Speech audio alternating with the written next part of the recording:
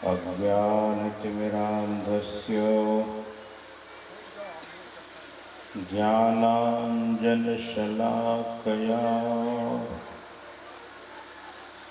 चक्षुरुन्मीलितं येन तस्मै श्रीगुरुवे नमः। ज्ञान उदधि अरुज्ञान घन सद्गुरु शंकर रूप। नमो नमो बहुबारहि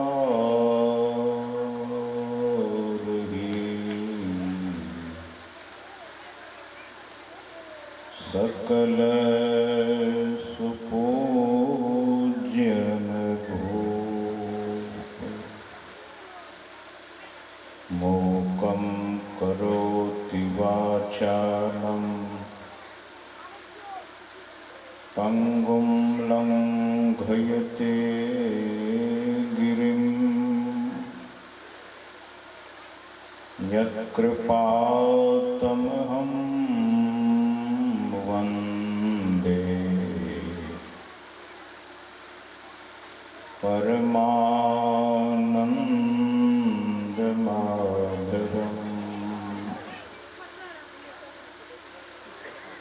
बोलिए श्री सद्गुरु महाराज की जय।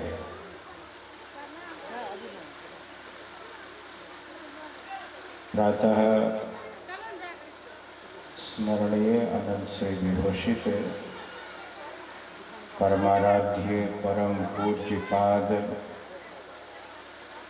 संत सद्गुरु महाराज की परम पावन युगल पद्म पदों में सदा सदा पदवंदन।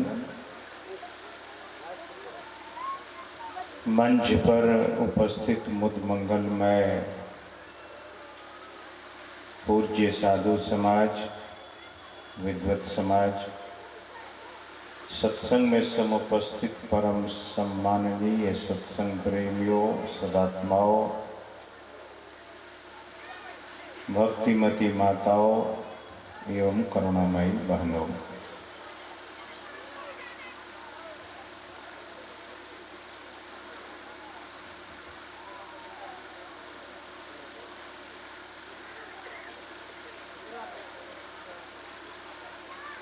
सद्गुरु महाराज कहा करते थे,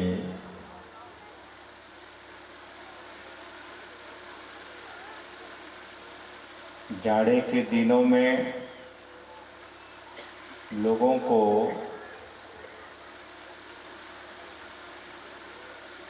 सूर्य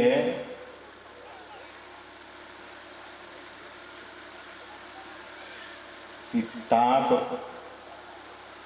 अच्छा लगता है।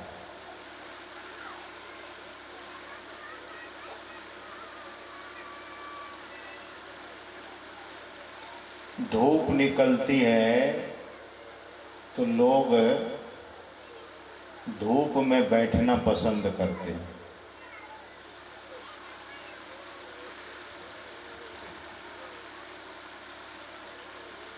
स्विट्जरलैंड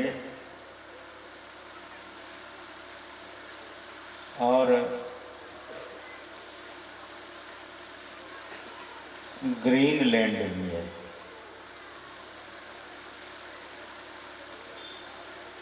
कुछ देश ऐसा है कि वहाँ जल्दी धूप निकलती नहीं है।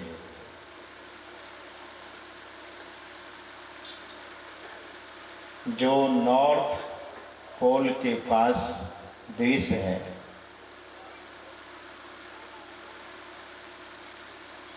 जिस दिन जब कभी भी सूर्य यानी धूप निकलती है तो वहाँ के देश में छुट्टी स्वतः हो जाती है कि सब लोग जाकर धूप का सेवन करें।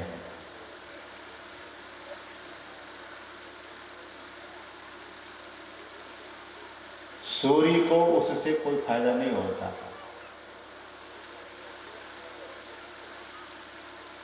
अग्नि हम आपको बहुत लाभ देती है, जैसे भोजन अग्नि से ही बनता है, लेकिन अग्नि को कोई लाभ नहीं होता। सद्गुरु महाराज कहा करते थे, ईश्वर की भक्ति करेंगे तो ईश्वर को लाभ नहीं होता, आपको लाभ होता है। और कहते थे कोई गंगा सेवन करते हैं, माघ महीने में लोग गंगा स्नान करते हैं 1 महीना। माघ मेला प्रयागराज में लगता है। 1 महीना बड़े बड़े धनी लोग गंगा के तट पर टेंट गाड़कर गंगा की हवा लेते हैं, गंगा में स्नान करते हैं। तो सद्गुरु महाराज कहा करते थे, गंगा को इससे कोई लाभ नहीं होता, गंगा का जो सेवन करता है उसे लाभ होता है।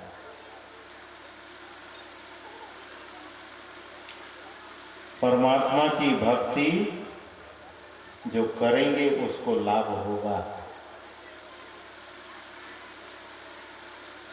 सज्जनों, भक्ति के संबंध में हम आप पाठ सुन रहे थे। उन महापुरुषों का नाम लिया गया, किनका? शिव। उसके बाद अज मतलब ब्रह्मा जी। शुक मतलब श्री सुखदेव मुनि। सनकादिक नारद, सनकादिक ऋषियों का नाम, और देवर्षि नारद जी का नाम।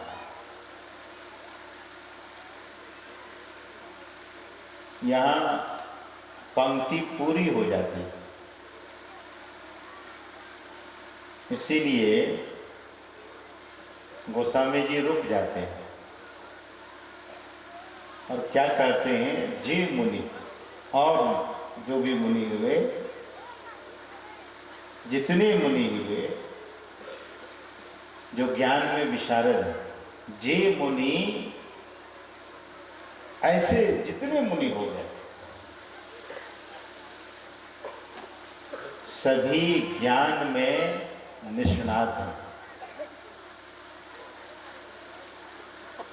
ब्रह्म विचार में जो पारंगत हैं, ऐसे मुनियों का नाम है। काकभूषण जी कहते हैं, जे मुनि ब्रह्म विचार विशारद, सब कर मत खगनायक विहार, कर ये राम पद पंकज लेहा।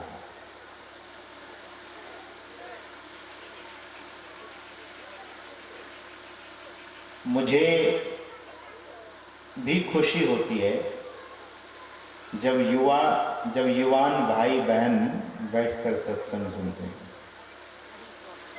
खिला हुआ तरोताजा फूल आप भगवान को, सद्गुरु को अर्पण करते हैं। जो फूल मुरझा गया है कोई अर्पण नहीं करता। श्री रामकृष्ण परमहंस देव जी कहा करते थे कि बच्चे से भगवान बहुत जल्दी रीझ जाते हैं। ध्यान से सुनिएगा, यहाँ जो बच्चे ध्यान से सुन रहे हैं, कुछ बच्चे तो खेलने में लगा है, खेल का संस्कार है, लेकिन मैं देखता हूँ कि कुछ बच्चे भी बड़े ध्यान से सुनते हैं। मैं संतवाणी बोल रहा हूँ, संतवाणी प्रमाणिक है। गरीबदास जी महाराज क्या कहते हैं,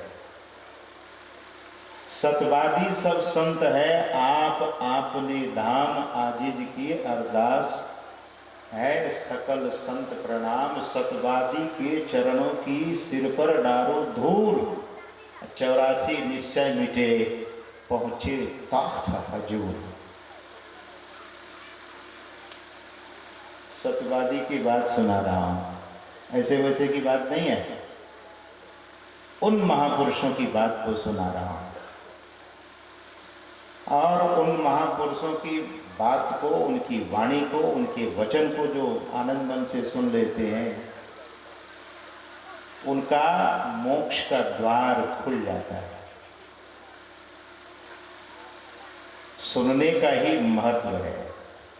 पूज्यपाद महर्षि शाही स्वामी जी महाराज कहते थे, डॉक्टर की बात सुनोगे डॉक्टर बन जाओगे, इंजीनियर की बात सुनोगे इंजीनियर बन जाओगे, और चोरों की बात सुनोगे चोर बन जाओगे। तंबाकू पेट से सीख कर आता है कोई क्या तंबाकू खाना? कुछ संगति होती है, देखता है तंबाकू घिसता है हथेली पर, और जो तंबाकू हथेली पर घिसता है मानो वो भाग्य का रेखा ही मिटा रहा है। भाग्य के रेखा को मिटाता है तंबाकू खाने वाला, और जो गुटखा खाता है वो मुंह के सौभाग्य को मिटाता है। ये दुर्भाग्य है जो लोग ऐसा करते हैं। तो मैं कह रहा था कि श्री राम कृष्ण परमहंस देव जी महाराज की वाणी है, बच्चे और युवान से भगवान शीघ्रता से प्रसन्न हो जाते हैं। अब इसमें जो वृद्ध लोग बैठे हैं, हतोत्साह मत हो जाइएगा, घबरा मत जाइएगा।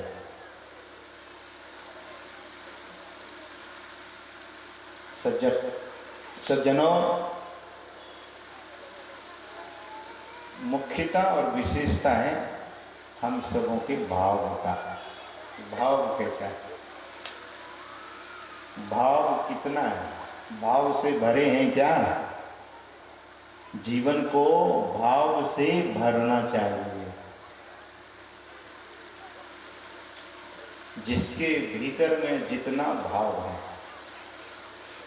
कभी कभी हम उन महापुरुषों की सेवा में अपने जीवन को न्यौछावर किया जो संत मत के मस्तिष्क थे, गुरु महाराज के मस्तिष्क थे और सदगुरु महाराज के हृदय थे। एक जगह पूज्यपाद महर्षि संतसेवी जी महाराज को देखा कि इतने भाव से सारे परिवार, पहले तो खूब सेवा की, बड़ी सेवा की, तत्पर रहते थे। और घर की जो माताएं थी, जो बहनें थी, ऐसा लगता था कि सोते ही नहीं थे। पूज्यपाद जब वॉशरूम चले जाते थे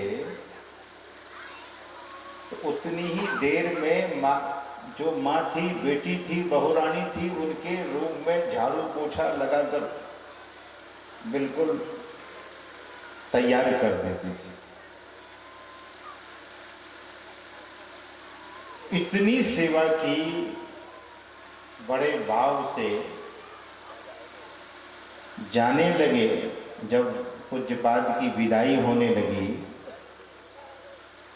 सब लोग प्रणाम कर रहे थे। पुत्र वधू को 5 साल हुए, कोई संतान नहीं हुई थी। पुत्र वधू को वो सेठ जी आगे कर देते हैं और कहते हैं प्रणाम करो।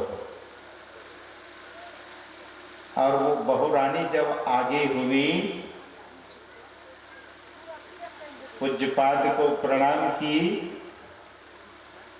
सिर उठाई, हाथ जोड़े रही, आंखों में अश्रुपात डबडबा गया। पूज्यपाद से निवेदन नहीं किया गया, कहा नहीं गया था। पूज्यपाद महर्षि संतसेवी परमहंस जी महाराज ने उस सेठ की बहुरानी से कहा, जाइए अगले साल तक में पुत्र होगा, पुत्र होगा और उसका नाम रख दीजिएगा विज्ञान।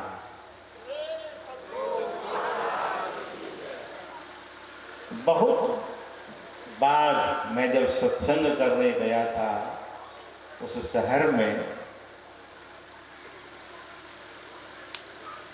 तो उक्त सेठ जी ने कहा कि स्वामी जी ये मेरा पोता है, पहचानते हैं? ये कौन है? मैंने कहा कि मैं कैसे पहचानूंगा कौन है। तो उन्होंने कहा कि जब आप पूज्यपाद की सेवा में साथ आए थे उसी समय एक आशीर्वाद मिला था मेरे पुत्र वधू को। यह बच्चा 14 वर्ष का हो गया है। इनके जन्म होने के पहले ही पूज्यपाद ने इनका नामकरण कर दिया था। अब जन्म नहीं हुआ था, मां के गर्भ में भी नहीं आया था। आप लोग तो सुनते रहते हैं, जो न करे लकीर सो करे। ये बात झूठी नहीं है। जो संत बोल देते हैं,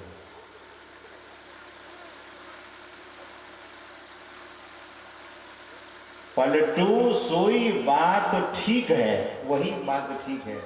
कौन? जो संत बोल दे, संत जो बोल देते, और वे ऐसे वैसे नहीं बोलते। इसलिए गरीबदास जी महाराज कहते हैं कि सतवादी के चरणों की सिर पर डारू धूल, 84 निश्चय मिटे। Coming on this earth and going from here, this coming and going is the biggest sorrow for the human being or other being too. ये आना जाना सभी के लिए बड़ा दुख है। गरीबदास जी महाराज कहते हैं कि 84 निश्चय मिटे, 84 निश्चय मिटेगा। Then that devotee is not going to come in the womb of mother. माँ के गर्भ में फिर नहीं आता है वो जीव। सज्जनों, इस धराधाम पर भगवान आए। कुछ नास्तिक लोग भगवान के अस्तित्व पर प्रश्न करता है, और ये बहुत दुर्भाग्य है उस मनुष्य का। पूज्यपाद महर्षि शाही स्वामी जी महाराज कहा करते थे, झूठी बात की चर्चा 6 महीने तक रहती है। ध्यान दीजिएगा, झूठी बातों की चर्चा 6 महीने तक, और सत्य की चर्चा सदा से चली आ रही है। राम आए थे धरती पर, भगवान श्री कृष्ण आए थे धरती पर। जिस समय भगवान श्री कृष्ण आए, जिस समय भगवान श्री राम आए, जनक जी पहचान गए।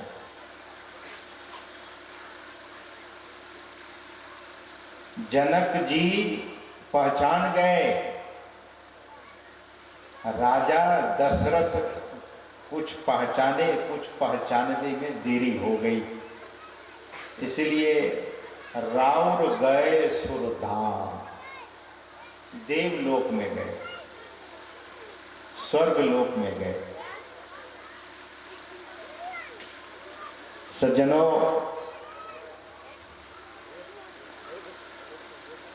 भगवान को जो पहचान लिया,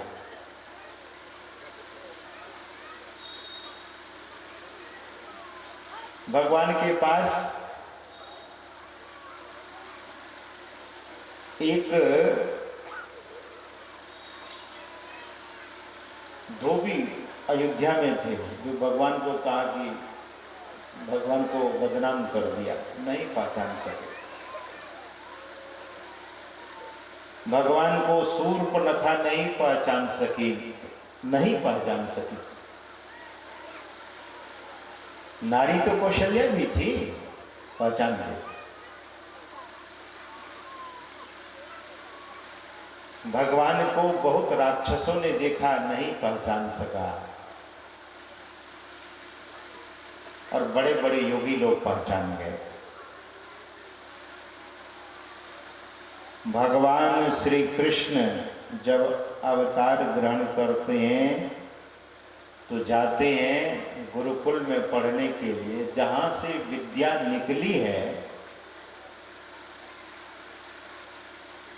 The Lord Krishna or the Supreme God is the source of every knowledge. ज्ञान, सारे ज्ञान के स्रोत हैं ईश्वर परमात्मा, और वो गए पढ़ने के लिए। लोग प्रश्न करते हैं कि महाराज भगवान में तो सब कुछ है, फिर भगवान जब अवतार लिया तो भगवान गुरुकुल में गए पढ़ने के लिए, सांदीपनी ऋषि के आश्रम में। यहाँ जहाँ पर मैं रुका हुआ हूँ, ये महर्षि में ही आवासीय विद्यालय है, और इनके जो डायरेक्टर हैं, फाउंडर हैं, संस्थापक हैं, प्रिंसिपल हैं, वे भी सत्संगी गुरु महाराज के भक्त हैं। इसीलिए बच्चे को संस्कार यहाँ मिलता है। जो गुरुकुल के तरह मॉडर्न शिक्षा, the modern education and ancient education, both education you can have here, even spiritual education.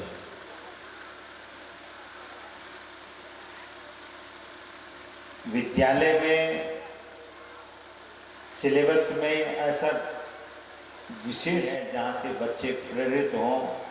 किसके बारे में सुनाते हैं? विद्यालय में इतिहास क्या पढ़ाया जाता है? जो कॉमन विद्यालय,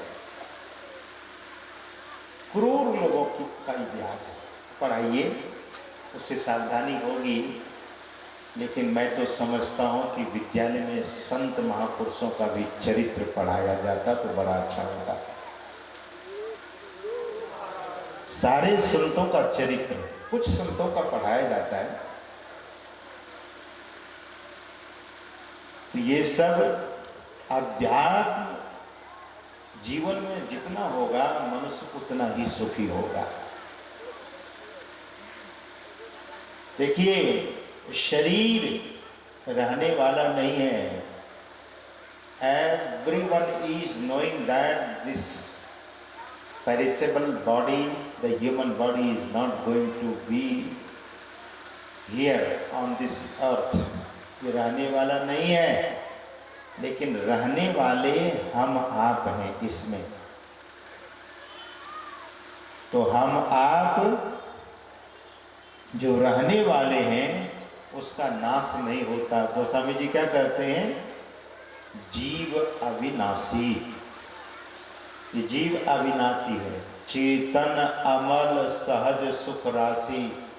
चेतन अमल, मल नहीं है, और सहज ही सुख की राशि है, भंडार है।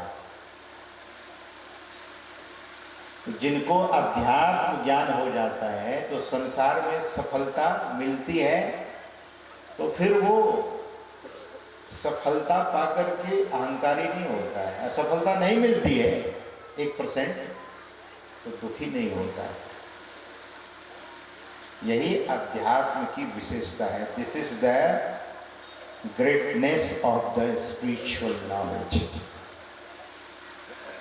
ये अध्यात्म की विशेषता है, महानता है। तो भगवान श्री कृष्ण गुरुकुल में गए पढ़ने के लिए, भगवान श्री राम भी गए गुरुकुल में पढ़ने के लिए। और भगवान श्री राम के संबंध में आपने उस पंक्ति को जरूर सुना होगा कि प्रातः काल उठ के रघुनाथा, मात पिता गुरु नावही माथा। माता को प्रणाम और पिता को प्रणाम, और प्रणाम कैसे? माथा रखकर। हम लोग पंजाब जाते हैं, जम्मू जाते हैं, बहुत सारे स्टेट्स में जाना होता है। पंजाबी लोग माथा टेक कर प्रणाम करते हैं। जम्मू में देखा कि माथा रख कर, और भगवान भी कैसे प्रणाम करते थे? माता पिता को मात पिता गुरु नावही माथा, माथा रखकर प्रणाम करते थे। और आपको मैं याद दिलाता हूं, क्योंकि यह बात बहुत पहले भी मैं कहा हूं, आपको याद होगा अथवा नहीं होगा, प्रणाम करना एक यज्ञ है। आपको यज्ञ करना है, करना चाहते हैं तो बिना पैसा का, ध्यान से सुनिएगा मेरे गुरुजनों, विद्वानों, आप लोग सब पठित समाज के लोग हैं, बहुत सुसभ्य समाज के लोग हैं। मैं भी आप लोगों के बीच से ही निकला हुआ बालक हूँ। आप बोलेंगे दाढ़ी पर के ये बालक है, अपने को छोटा ही मानना चाहिए। सज्जनों, बिना खर्च किए अगर पुण्य कमाना चाहते हैं, ध्यान से सुनिएगा, तो आज से माता पिता को प्रणाम जरूर कीजिएगा। सद्गुरु जीवन में किया है तो सद्गुरु के पावन विग्रह के सामने माथा जरूर टेकिए।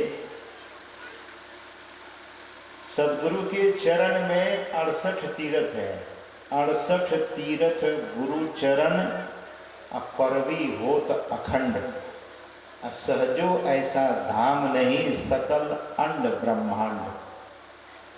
आपको तीर्थ का फल चाहिए, ध्यान से सुनिए, आपको तीर्थ का फल चाहिए, आपको यज्ञ का फल चाहिए, तो सद्गुरु के चरणों में सुबह उठकर प्रणाम कर लीजिएगा, आपको तीर्थ और यज्ञ का फल मिल जाएगा। अरे उत्साहित होके बोलिए ना सद्गुरु महाराज के आज की जय। ये कुहर के बोलने से क्या फायदा? जय करने में भी बहुत कंजूसी में देखा यहाँ के लोगों को। जय करेंगे तो आपकी जय होगी, और चुपचाप रहिएगा तब तो चुपचाप है ही।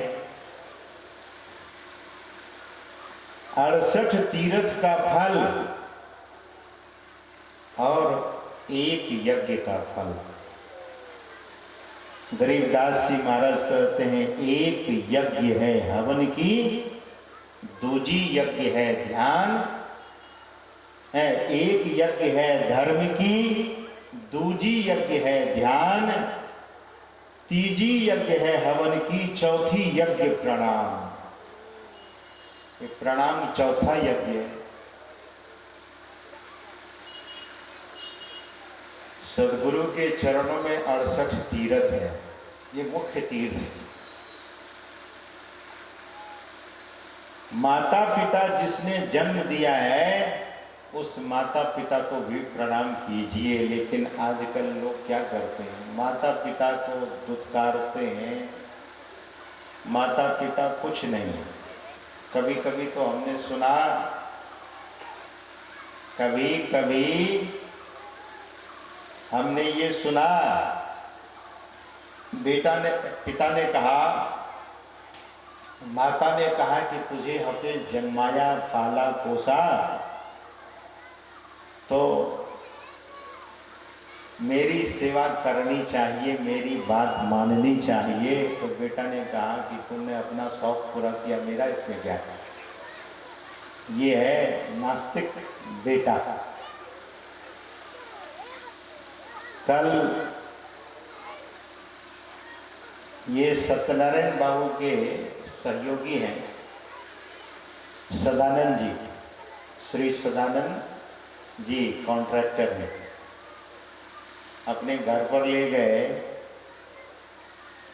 तो घर बढ़िया बनाया है। तो इसने कौन करते थे,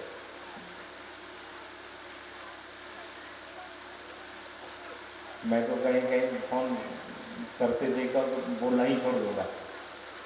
फोन मत करिए कोई, न सुनिए, कोई आफत थोड़ी आ रही है। तो मैं जब चलने लगा तो युवक ने कहा कि मेरे माता पिता का आशीर्वाद है। क्या बात है, यही है पुत्र की समझदारी। एक कृतज्ञ पुत्र ऐसा बोलता है जो माता पिता के उपकार को मानते हैं। सज्जनों, इसीलिए माता पिता को नहीं भूलना चाहिए। माता पिता की सेवा और प्रणाम करेंगे तो किसी भी प्रकार का दूषित भाव आया है तो वो मिट जाएगा। और ध्यान दीजिए, जिस बालक को, जिस पुत्र को, जिस पुत्री को माता पिता आशीर्वाद देते हैं प्रतिदिन, वह पुत्र और पुत्री कभी जीवन में असफल नहीं हो सकता, कभी असफल नहीं होता। इसलिए माता पिता बहुत सम्माननीय है, वेरी रिस्पेक्टेबल। पिता अपने पुत्र को बहुत प्रेम करते हैं, स्नेह करते हैं, पुत्र से बहुत स्नेह रखते हैं, पुत्र को भी वही चाहिए। भगवान श्री राम को डायरेक्टली राजा दशरथ ने नहीं कहा कि आप वन चले जाओ, यू नो वेरी वेल, नहीं कहा। माता ने वचनबद्ध करा लिया था, सुना उस वचनों को, और राम जी जंगल को चले गए। ये है कि पिता वचन दिया तो मैं उसे पूरा करूंगा।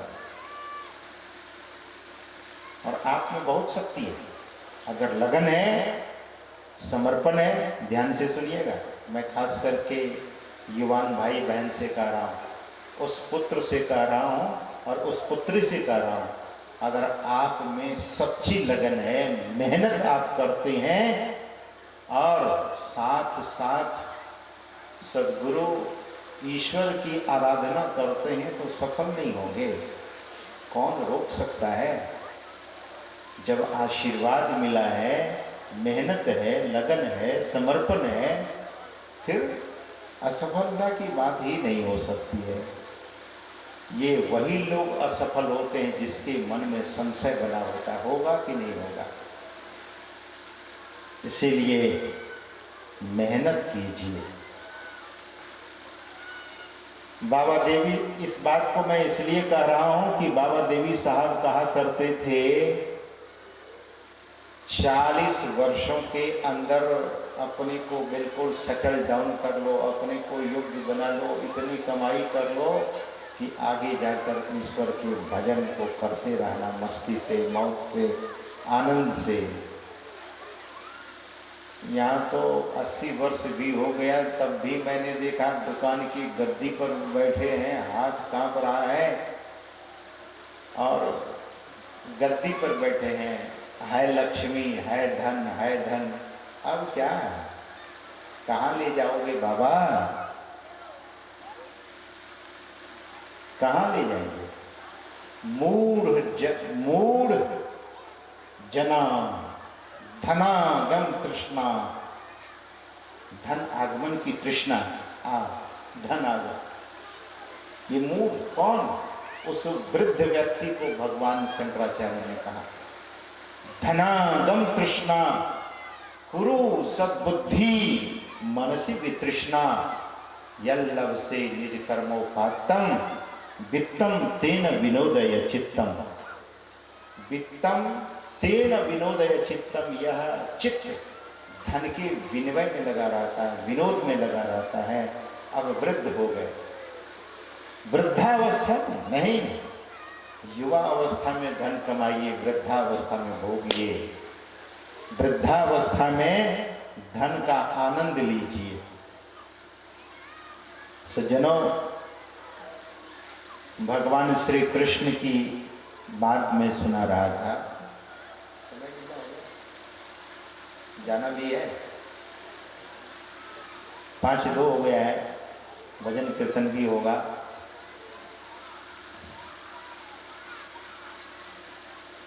समाज रूप में सुना देता हूं। सज्जनों,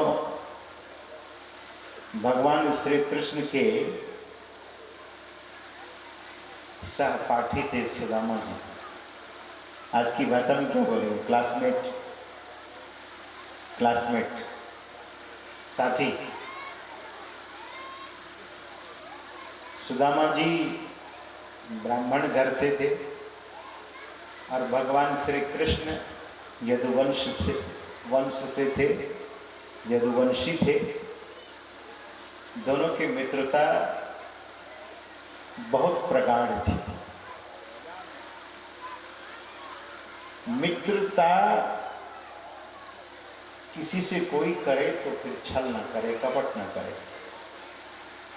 गुरु से कपट न करे, मित्र से कोई चोरी न करे। गुरु से कपट, मित्र से चोरी, की होए निर्धन, की होए कोढ़ी। गुरु माता ने दे दिया चना, कृष्ण राज्य परिवार से है, भूख लग जाती होगी। देखिए गुरु माता को कितनी चिंता है। माता बड़ी दयालु होती है। माँ के पास कुछ न कुछ खाने को मिल जाता है। आपको भूख लगी होगी ना, ध्यान से सुनिए, आपको भूख लगी होगी तो पिताजी से जाके नहीं बोलते हैं कि कुछ खाने दीजिए, बोलते हैं क्या? माँ से बोलते हैं कि माँ कुछ है तो दे दो खाने के लिए। माँ का हृदय बड़ा दयालु, वो तो खजाना की भंडार होती है। कुछ न कुछ माँ रखी रहती है अपने बेटा के लिए। परदेश से कभी लौटते हैं तो माँ बहुत पकवान बना के रखती है कि बेटा आ रहा है, अपने हाथों से खिला दूंगी बेटा को। माँ बड़ी दयालु होती है, बहुत करुणा होती है माँ में सज्जनों। इसलिए अपनी माँ को कभी अपमान मत कीजिएगा, ये मेरी प्रार्थना है। कभी अपमान मत कीजिए, क्योंकि अपना पेट काट के अगर कोई खिलाने वाली नारी है तो वो नारी माँ है। माँ बहुत दयालु होती है। गुरु माता ने सुदामा जी को चना देती है। कृष्ण को भूख लगेगी, कहीं बोले कि मुझे भूख लगी है, तो चना उसे देना और आप भी खा लेना, बराबर करके बांट के खाना। दूसरे के हिस्से को मत खाइए। कल ये पवन वगैरह हमको ले जा रहे थे बहुत भक्तों के घर, तो एक जगह ऐसी जगह को देख, ऐसे रोड में देखा, रोड पर ही आधा घर बना दिया और दूसरा जो उनके विपक्षी थे वहां लकड़ी जमा कर दिया। किसी तरह से गाड़ी को इन लोगों ने पार किया। पहली बार मैंने देखा कि द्वेष के कारण भाई जलते हो तो घर में जलो, अब रोड को ही छेक लिया, सबका दुश्मन। और रास्ता रोकने वाला, ध्यान से सुनिए, जो रास्ता को रोकता है उसी का रास्ता आगे का बंद होता है। रास्ता मत रोकिए। हम लोग जाते हैं ना तो जो स्वयं सेवक लोग हैं, साइकिल को इधर, मोटरसाइकिल को इधर। क्यों? पढ़े लिखे हैं, रास्ता को मत छेकिए, मत रोकिए। अगर कोई भी व्यक्ति रास्ता को एनक्रोच करता है, रास्ता पर गाड़ी खड़ी कर देता है, रोड पर साइड में गाड़ी खड़ी कीजिए ना, पता नहीं कौन जाने आने वाला है। जो रास्ता रोकता है उसका रास्ता रुकता है। इसीलिए कभी भी रास्ता को मत रोकिए। कैसी समझ है? भगवान तो अंतर्यामी है ना, भगवान श्री कृष्ण। भगवान श्री कृष्ण कहते हैं सुदामा जी से कि मित्र आज मुझे भूख लग गई है। तो सुदामा जी चुप्पी साध देते। मन में बेईमानी आ गई ना, यह मन जालिम जोर रे, इस मन को जालिम कहा गया है। हम आप जो अन्न खाते हैं, जल पीते हैं, किसका? आप कहेंगे, हो सकता है आप कभी बैठेंगे, मुझे लगता है बहुत लोग कह देंगे कि हम अपना पानी पीते हैं, हम अपना जल पीते हैं।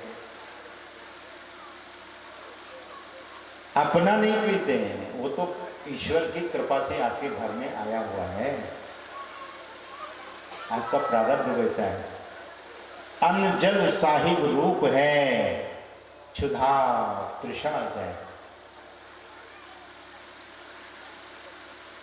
ये अन्न और जल साहिब का रूप है, यानी परमात्मा का रूप है, जिसे सुधा क्षुधा और तृषा, भूख और प्यास मिटती है। ये अन्न ईश्वर का है, इसीलिए ब्रह्मार्पणम ब्रह्मवीर ब्रह्माग्नो ब्रह्मणाहुतम ब्रह्मैव तेन गंतव्यम ब्रह्म कर्म समाधिना। भगवान कहते हैं गीता में, जब अन्न आपके सामने आवे तो एक बार प्रणाम कीजिए कि अन्न ब्रह्म है, जरूर प्रणाम कीजिए। अन्न को ब्रह्म कहा गया है, अन्न जल साहिब रूप है। जल को भी ब्रह्म कहा गया है, लेकिन प्यास लगती है, लाओ पानी दो, और प्रणाम नहीं करते हैं, एक बार ऊपर तो उठा दीजिए, नहीं, सीधा पानी पीते हैं। ऋण पर ऋण, ऋण पर ऋण, ऋण पर ऋण, ऋण पर ऋण, इतना ऋण हो जाता है कि बुद्धि ही कुंठित हो जाती है लोगों की, कुंठित बुद्धि। इसलिए ये अवसर है, मनुष्य का जीवन अवसर है, कितना जागृत कर सकते हैं, कितना अपने को आप सजा सकते हैं, संवार सकते हैं, कितना इस जीवन से लाभ ले सकते हैं, ये आपके ऊपर निर्भर है। और ध्यान दीजिए, अगर ये सत्संग न हो तो कुछ ज्ञान मिलने वाला नहीं है, अध्यात्म ज्ञान नहीं मिलेगा। इसीलिए सज्जनों, हम कभी भी दूसरे का हिस्सा न खाएं। सुदामा जी से भगवान ने पूछा, मित्र आज बड़ी भूख लगी है, इतना ही कहा, पूछा नहीं, कहा आज बड़ी भूख लगी है, तो चने की पोटली आगे कर देना चाहिए था, लेकिन नहीं। सुदामा जी भगवान श्री कृष्ण से लंबे तगड़े थे, हट्टे कट्टे थे। बोले इनको क्या पता कि गुरु माता ने चना दिया है, मैं ही खाऊंगा, मौका तो मिले। बस आंधी तूफान उठा, शायद भगवान की ही मौज थी, क्योंकि ये दैव योग से सब कुछ होता है। भूकंप ऐसे नहीं होता है, धरती के नीचे कोई बैठा है जो हिला देता है, ये सब दैविक घटना है। This is phenomena. वैज्ञानिक कहता है दिस इज नेचुरल फेनोमेना, ये प्राकृतिक घटना है, लेकिन संत लोग कहते नहीं, ये दैविक घटना है, देव के द्वारा होता है। इसीलिए हम सबों को बहुत पॉजिटिव होना चाहिए। डराने की बात नहीं है। बहुत लोग कहते हैं ये महात्मा लोग बड़े डरा देते हैं लोगों को। नहीं, डराते नहीं है, रियल ज्ञान देते हैं, वास्तविक ज्ञान। आंधी तूफान उठा, बहुत जोरों की वर्षा होने लगी। भगवान श्री कृष्ण थर थर कांपने लगे। ठंडी हवा और पानी, जब जोर की हवा चलने लगती है, वर्षा भी होना, तो अच्छे अच्छे आदमी हिल जाते हैं। भगवान श्री कृष्ण का शरीर बड़ा कोमल, भगवान कांपने लगे। तो सुदामा जी ने कहा, आइए मैं छाता बन जाता हूँ, आप मेरे नीचे बैठिए, मैं झुक जाता हूँ। सुदामा जी झुक गए, भगवान नीचे बैठ गए, कमर से चना निकाला और खाने लगे। भगवान तो आंखें नीचे किए बैठे हुए थे। चना खाने के बाद आवाज तो होगी ना। श्री सद्गुरु महाराज की आवाज हुई तो भगवान श्री कृष्ण ने पूछा कि क्या खा रहे हो मित्र, कुछ खा रहे हो क्या? बोले नहीं नहीं, ठंडी इतनी लग रही है कि दांत कटकटा रहा है मेरा, इतनी ठंडी लगी। देखिए, एक तो हिस्सा, दूसरा झूठ। किसी चीज को पचाने के लिए लोग बड़े झूठ बोलते हैं, झूठ पर झूठ, झूठ पर झूठ, और यही बहुत बड़ा दोष सुदामा जी के जीवन में आ गया। लोग दशांश पैसे को इधर उधर कर देते हैं। बहुत जगह सत्संग होता है, पैसे बच जाता है, बहुत जगह यज्ञ होता है, पैसा बच जाता है, बाद में बंदर बांट और झगड़ा पर झगड़ा। दशांश पैसा जहां जाएगा वो घालेगा जरूर, एक का नहीं है। दशांश, गुरु महाराज कहा करते थे कि दशांश धन ऐसा है, इतना बड़ा वो दांत है कि वो अगर पेट में गया, आंत में गया तो आंत ही गला देगा। ध्यान रखना, दशांश पैसा मत अपने घरों में ले जाना, ये तो परमार्थ के लिए होता है। भगवान का अंश भी सुदामा ने खा लिया। जीवन, जब गुरुकुल से सुदामा जी निकले तो नितांत दरिद्र हो गए। लेकिन एक सौभाग्य था सुदामा जी का। वो क्या? सुदामा जी भक्ति करते थे, सत्संग करते थे, संध्या वंदन करते थे, त्रिकाल संध्या करते थे, जप करते थे, और उस प्रताप से बहुत सुंदर नारी मिली जीवन में, बहुत सुंदर नारी मिली जिसका नाम सुशीला, जिसका सील इतना सुंदर था कि अभाव में भी कभी भी अपने पति से शिकायत नहीं की, क्योंकि भारत की नारी थी, अंग्रेजन थोड़ी न थी। फिरंगी औरत नहीं होती है, विदेशों में हम लोग देखते रहते हैं फिरंगी औरत है। भारत के लोगों को क्या कहते हैं? Red Indian, black Indian. ये बहुत खतरनाक लोग थे ना अंग्रेज लोग, हम लोग भी ढूंढते हैं खूब उनको। अंग्रेज लोग बहुत खतरनाक था, दुष्ट, और भारत की संपत्ति को कितना ढोया? 14 लाख करोड़ रुपया ले गया। 14 लाख करोड़, 1400 लाख करोड़, इतना धन भारत से ले गया। कोहिनूर हीरा पर नाज करता है चोर, भारत का कोहिनूर हीरा लेकर के पौंड चला दिया दुनिया में। चोर है ये अंग्रेज, और उसकी गुलामी करने वाले भारत के कुछ गद्दार लोग हुए, देशद्रोही हुए। सज्जनों, इसीलिए मैं कहता हूं कि हमारे युवान भाई बहन सजग तो रहेंगे। कुछ लोग अंग्रेजी का विरोध करते हैं, लेकिन नहीं, अंग्रेज की भाषा जानते तो इतने ठगे जाते थोड़े। जानकारी किसी भी भाषा की बुरी नहीं है, गलत नहीं है। सज्जनों, हम आप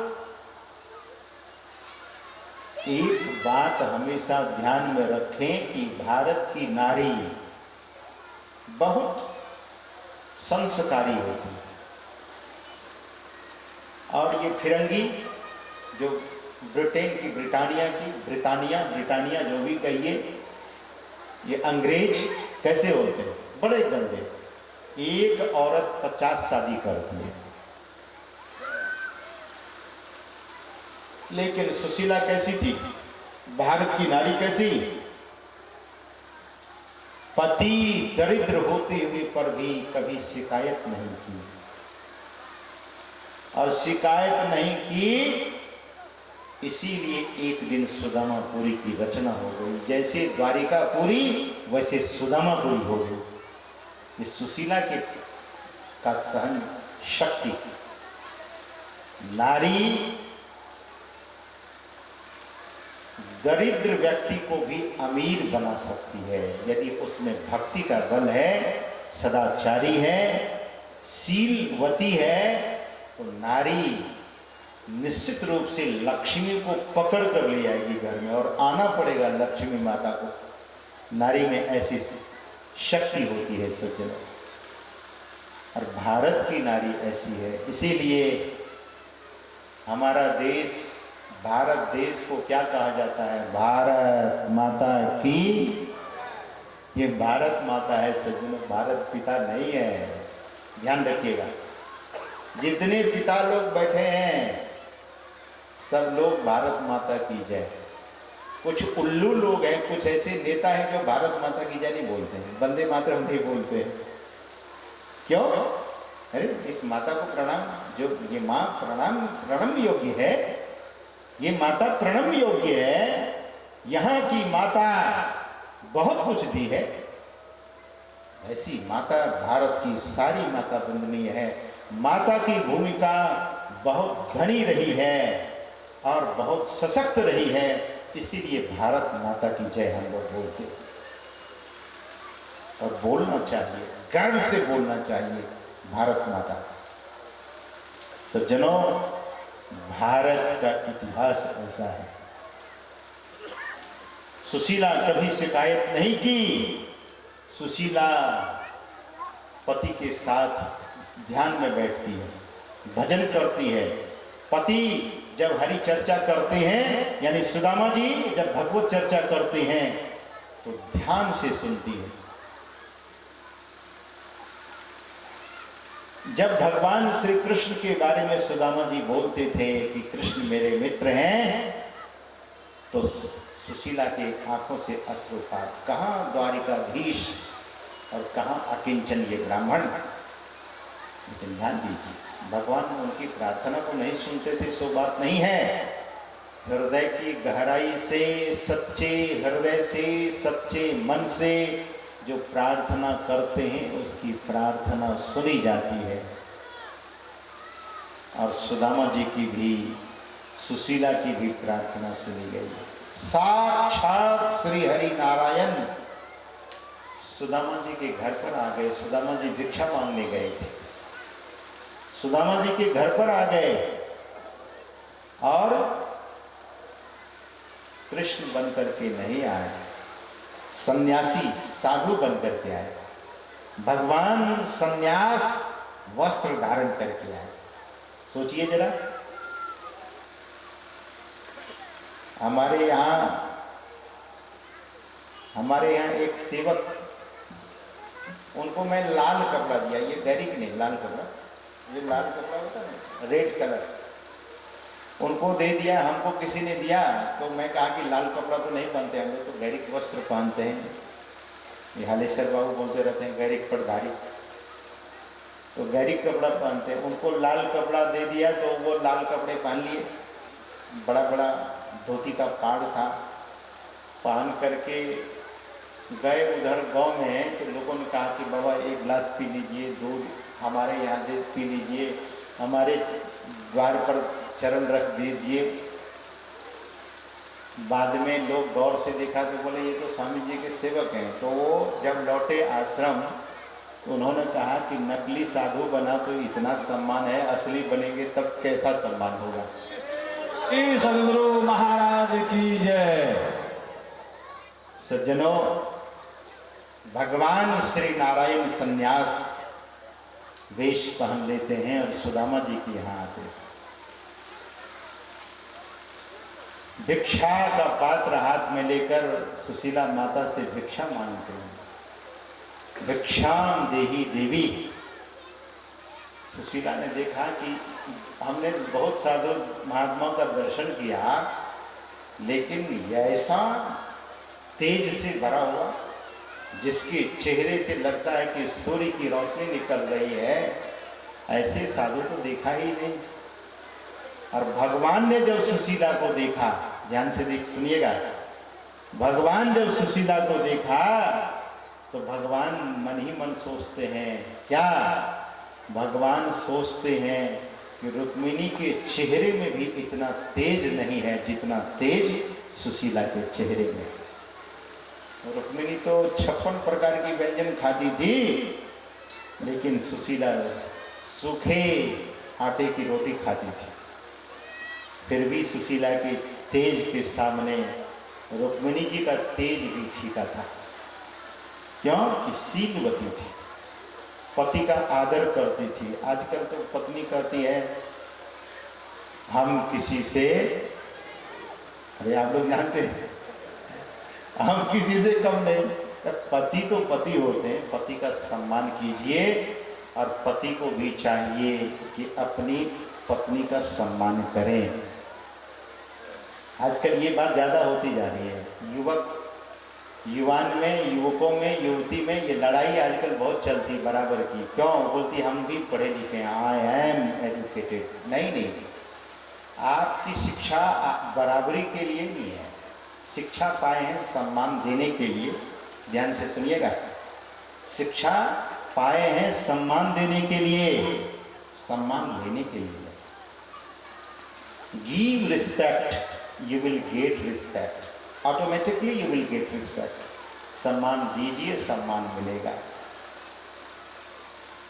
try to understand each other, to each other. एक दूसरे को समझिए, सम्मान कीजिए। फिर गारस्थ जीवन क्या है? गारस्थ जीवन को सबसे बड़ा धर्म कहा गया।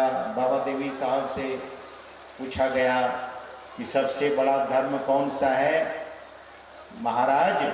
तो बाबा देवी साहब ने कहा कि सबसे बड़ा धर्म है गारस्थ धर्म। सन्यासी लोगों का मन छोटा हो गया। बोले तब तो बढ़िया है नहीं कि हम लोग भी उधर ही चले जाएं, लेकिन ऐसा नहीं। सन्यासी तो सन्यासी। कुप्पा घाट में एक बार हुलास चंद्र रुंगटा जी, महासभा के अध्यक्ष, संतसेवी जी महाराज से प्रश्न किया। शाही स्वामी जी महाराज भी थे और पूज्यपाद महर्षि संतसेवी जी महाराज भी थे, सभी लोग थे। हम लोग तो बटुक थे, यानी ब्रह्मचारी थे। प्रश्न किया कि साधु का क्या धर्म है, गृहस्थ का क्या धर्म है? तो पूज्यपाद ने कहा, ध्यान से सुनिए, संत कबीर साहब की वाणी, कहा कि साधु है गृहस्थ सुमरे साधु को, साधु सुमरे नाम। गिरही सुमरे साधु को, गृहस्थ नहीं, गिरही सुमरे साधु को, असाधु सुमरे नाम। या में संशय है नहीं, असरय दो के काम, दोनों का काम बनेगा। तो सज्जनों, भगवान श्री कृष्ण आते हैं, भिक्षा मांगते हैं, लेकिन घर में अन्न का एक कण नहीं था। भगवान ने कहा पानी पिला दीजिए, पानी भी घर में नहीं। दौड़ के गई सरोवर से पानी भरने के लिए, मिट्टी का बर्तन था, दौड़े दौड़े आ रही थी कि ऐसे साधु लौट कर चले जाएंगे। आई, सामने में एक चट्टान था, उसी से टकराई और पानी गिर गया। रेतीली भूमि थी, बालू वाली, सारा पानी समाप्त। भगवान ने कहा कि लो, न अन्न मिला न जल मिला। अतिथि को भले अतिथि ना ले, लेकिन आप कर्तव्य है कि हम कुछ दें। और भगवान ने कहा कि वचन एक दे दीजिए। बोले मैं पतिव्रता नारी हूँ, मैं वचन नहीं दे सकती। भगवान त्रैलोकपति से ऐसा कहते हैं, ये पतिव्रता नारी, पति के सामने मैं कोई वचन दे सकती हूँ, उसमें भी उनकी आज्ञा होगी तब। मेरे पति घर पर नहीं है। भगवान ने कहा कि वचन नहीं देंगे तो मैं जाऊंगा तो सब पुण्य छीन हो जाएगा आपका, वचन तो देना पड़ेगा। बोले हे महापुरुष, वचन आप ऐसा ही मांगिएगा जिससे मेरा पातिव्रत धर्म में थोड़ी भी आंच ना आए। भगवान ने कहा मैं वचन देता हूँ ऐसा कुछ नहीं मांगूंगा जो आपके पातिव्रत धर्म में कोई आंच आवे। तो ठीक है, बोलिए क्या वचन देते हैं।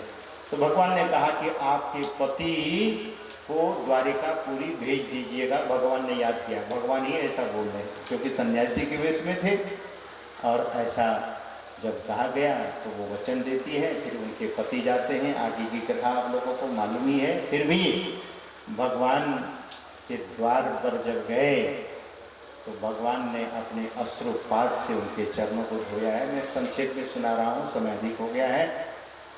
और अतिथि को जैसा सत्कार करना चाहिए, भगवान से बढ़कर सत्कार आगे कौन कर सकता है। भगवान ने सत्कार किया, दीप दिखाया, चंदन लगाकर दीप दिखाया। चंदन लगाते समय श्री क्षयः, भाग्य में क्या लिखा था श्री क्षयः, उसको उल्टा दिया श्री यक्षः, कुबेर के समान धनवान हो जाएंगे। यही है, भक्ति करने वाले को सब सुख की प्राप्ति होती है। भगति स्वतंत्र सकल सुखानी, सभी प्रकार के सुखों की प्राप्ति हो जाती है स्वतंत्र भक्ति करने से।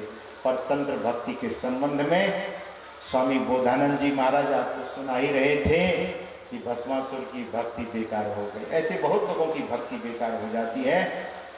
गुरु महाराज कहते हैं असार भक्ति करो, संसार भ्रमत रहो, संसार भ्रमत रही, भक्ति श्रम निष्फल हो, भक्ति का श्रम निष्फल हो जाता है। इसीलिए संत मत में स्वतंत्र भक्ति की शिक्षा दीक्षा दी जाती है। हम आप स्वतंत्र भक्ति करें। स्वतंत्र भक्ति क्या है? छठदमशील विरति बहुकर्मा, निरंतर सज्जन धर्मा, सातम सम्मोहिमय जग देखा, मोते संत अधिक करी लेखा। मुझसे मेरे संत को अधिक मानिए और दृष्टि योग कीजिए, नादानुसंधान कीजिए, यही स्वतंत्र भक्ति है। और इसी भक्ति को करके हम आप इस असार संसार से पार जा सकेंगे। समय अधिक हो गया है। मैं श्रद्धेय गुरु महाराज के परम भक्त श्री सत्यनारायण बाबू और उनके समस्त परिवार के लिए और उनके जितने सारे सहयोगी हैं उन सभी सहयोगियों के लिए बहुत बहुत शुभकामना देता हूं और परमाराध्य सद्गुरु महाराज के चरणों में प्रार्थना करता हूं कि आप तमाम आयोजक समिति के सज्जनों को, भक्तों को